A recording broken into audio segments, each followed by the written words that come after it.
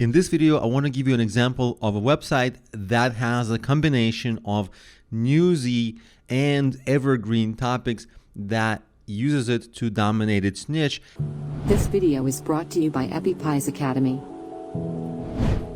And this is search engine land, because every day the search engines change. There's all kinds of differences and changes in Google and Bing and all that, and Yahoo, and it's all search engines, and they cover that. You see, they have articles, for example, like it's daily articles. I'm filming this in September 5th, 2019, and look, they have these dailies. Just because right now they're a big site and they have a lot of writers, but in your case, you don't have to write as frequently. But the idea here is that some of these are just news of the day, but some of these are things that are going to stay. So I'm going to give you an example of one thing that happened in like 2010, which was like the Google Panda algorithm. So as you can see, I searched Google for like, what is the Google Panda penalty? And that site, Search Engine Land, is right here, right? So they're still getting traffic, they're still ranking.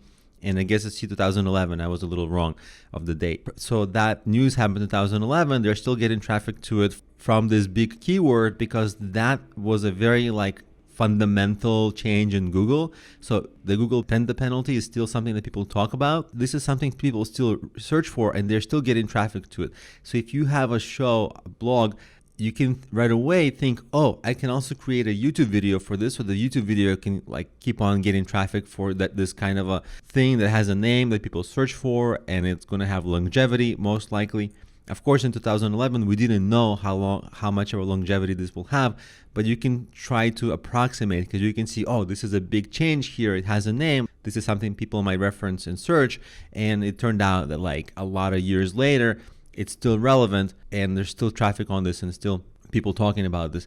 So this is a fantastic way to take a subject matter which has topics that are newsy and evergreen as well, and then intelligently pose the content depending on where you think you're going to get most long-term traffic.